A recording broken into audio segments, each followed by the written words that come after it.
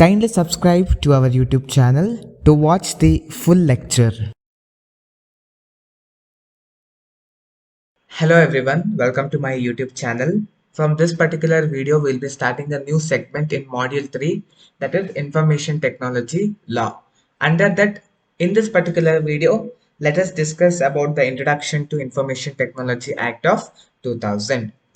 Now, the Information Technology Bill was passed by both the houses of the Parliament, and it received the assent of the President on 9th June 2000 and became the Information Technology Act 2000. So what happens, any act, if it is need to come into force means, but first it should be agreed by both the houses of the Parliament, that is Lok Sabha as well as Rajya Sabha. Only when, so that till it is approved, it will be called as the bill. So once the both the parties have agreed and they have their assent, means acceptance, then it will be declared as a legislation. So even this Information Technology Act, so it was both approved by both the houses of the Parliament, and even President also gave the acceptance on 9th June 2000. So information technology act ಅನ್ನೋ ಒಂದು bill ನ both the houses, Rajya Sabha ಮತ್ತೆ ಲೋಕಸಭಾ ಎರಡೂ houses ಪೀಪಲ್ಗಳು accept ಮಾಡಿದ್ರು. ಇದು accept ಮಾಡಿದ್ಮೇಲೆ president ಕೂಡ 9th June 2000 ಅಲ್ಲಿ ಇದನ್ನ ಒಪ್ಪಿಗೆ ಕೊಡ್ತಾರೆ. ಇದಕ್ಕೆ ಆ ಒಪ್ಪಿಗೆ ಕೊಟ್ಟ ನಂತರ ಈ ಒಂದು ಇನ್ಫಾರ್ಮೇಶನ್ ಟೆಕ್ನಾಲಜಿ ಆಕ್ಟ್ ಅನ್ನೋದು ರೂಪಿಸ್ಕೊಳ್ತು.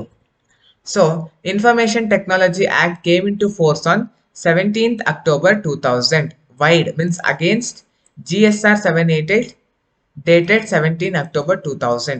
So this particular Information Technology Act, it came into effect, means at what time it came into effect, because it came into effect on 17th October 2000, means in 2007 October 17th October of 2000 year, this Information Technology Act came into effect against the GSR 788. So that GSR 788 also was on 17th October 2000 year. Against that GSR, this Information Technology Act came into effect. So ಈ ಒಂದು information technology act ಯಾವಾಗ ಜಾರಿಗೆ ಬಂತು ಅಂತ ಹೇಳಿದ್ರೆ 17th October 2000 ಅಲ್ಲಿ, 17th October 2000 ಅಲ್ಲಿ ಈ ಒಂದು ಇನ್ಫಾರ್ಮೇಶನ್ ಟೆಕ್ನಾಲಜಿ ಆಕ್ಟ್ ಜಾರಿಗೆ ಬಂತು. The IT Act 2000 is based on the model law on the electronic commerce, which was adopted by United Nations Commissions on International Trade and Law in 1996. There is a thing called as UNITRAL, that is United Nations Commissions on International Trade and Law. So they had adopted, that is law on electronic commerce. This was a model adopted by them. So based on this particular model, this IT Act, Information Technology Act was passed.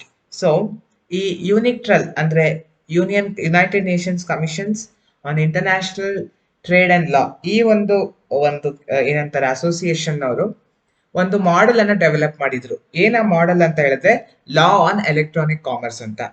ಈ ಒಂದು ಲಾ on electronic commerce ಅನ್ನುವಂತಹ ಒಂದು model basis ಮೇಲೆ ಈ ಒಂದು information technology act ಅನ್ನ ರೂಪಿಸ್ತಾರೆ. The model law provides for equal legal treatment of users of electronic communication and paper-based communication. See, when you're doing some paper-based communication, of course, the legal protection is provided.